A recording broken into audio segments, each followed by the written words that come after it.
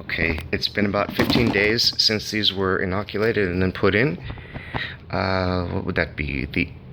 Late at night on the 31st, and it is the 15th today, so 15 and a half, 16 days.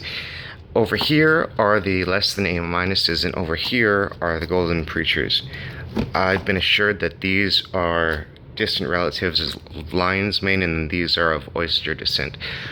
So some of the star growers here, this one has been chucking along for a while.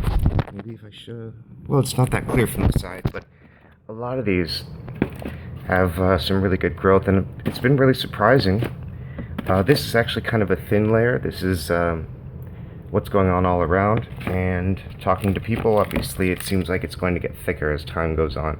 The bottoms are the last to get fully colonized, and I'm just pulling them out randomly, except for this one, and I believe this one. Very nice growers, very nice colonizers anyway. Those are just the main ones. I've been keeping this at pretty constant under, it's supposed to be under 80, but it's been really hot in the LA summer, so it has been pushing above 80, which is bad, because if it's 80 out here, inside here it's going to be 85, 86, something like that, and too hot could really fester some bacteria or fungus that we don't want, although it will encourage it to grow faster. So I guess there's a plus and minus there. So these are all pretty much the same. It's just that a few days ago you would not see this kind of growth. You would see it maybe halfway up, maybe about where my and the bigger that it gets, the farther it spreads. I'm guessing it's trying to cover as much territory as possible, just in case to survive, in case there's some sort of infection or fungal growth or something that needs to fight. It's claiming as much ground as possible, which would make it weaker but stronger in the long run once it colonizes and gets even bigger.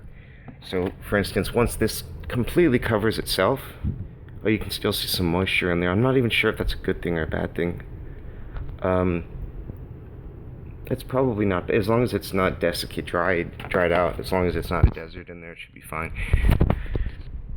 Shit, what was I just gonna say? Oh, in the long run, it's going to be stronger once it colonizes completely, and it takes over the entire thing, except for the very, very top, which, at the very top of all these, a lot of people don't realize, but there's a vermiculite, layer here, maybe a centimeter long. I'm not exactly sure how big it is. That seems about how big it is. That area is not going to get colonized. What that's going to do is protect every single one of these jars, just give it an added layer of protection. Oh, I should talk louder because the last video was quieter. Alright, over here I've lined up some of the things that I'm going to need in the next stages. Now, when these are ready to go, when they're fully colonized, they're going to need birthing. So that's taking them out, shaking them off into your hand. Hopefully it'll be a one solid chunk, dunking it under water, clean water, typically purified, or some people are using tap. I think it might be a good idea to stay away from anything with chlorine in it because it might hurt it. And then putting it back in here with the perlite, lining the entire bottom. This perlite is, I believe the purpose is just so that it creates humidity. And you want this lower number here, which doesn't matter now, 66, to be closer to 100 when after the birthing, once it's sitting in here. Right now it doesn't matter now that it's colonizing. You just kind of want to get the temperature somewhere close to, what is it, 77 to 81. I've heard a tiny bit lower.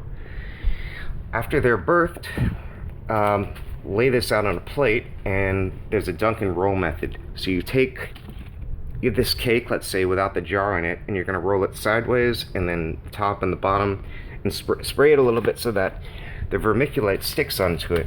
And what that's going to do is attract moisture, while the perlite gives off the moisture, and then you have to re-wet it maybe once every week so that it just keeps on giving off the humidity to raise the humidity level. This is going to attract moisture and fungal growth to the cakes, to the side of the cakes, to the top. This obviously is the humidifier, and this over here is the air filter. Now these go together somehow. There's a blue tube in here. I don't know how it works. I'll figure it out once I get to it. That's going to be in maybe a week's time. I even turned the timer off on the heated pad under here just because it's so hot. And air conditioning is a little stronger now. It's going to start dropping in temperature, hopefully. That looks like pretty much it. The light goes on the top here, just pops in there once it's ready to go. I don't have to worry about any of that though right now. I believe there's a hole in there for the tube of the humidifier, or possibly the air filter. I don't know exactly which one. That's pretty much it. It's just that this giving an update on this stuff. It's just the growth on these has been remarkable.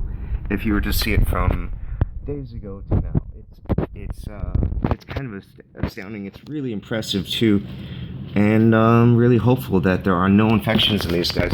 I have been told, it's very flattering if this is true. I doubt it, but I've been told that it's possible that because I did a good job on the sterilization with the SAB, the still air box, that I kind of went nuts over and then cleaned the bathroom, scrubbed everything, and it's possible that I did it cleanly so that there are very few contaminants, bacterial or fungal, that they have to fight against. So they might be claiming more ground or spreading out quicker, and then the keeping the temperature high helps that as well. So I was hoping it has a little bit to do with me doing a good job, because that'd be awesome.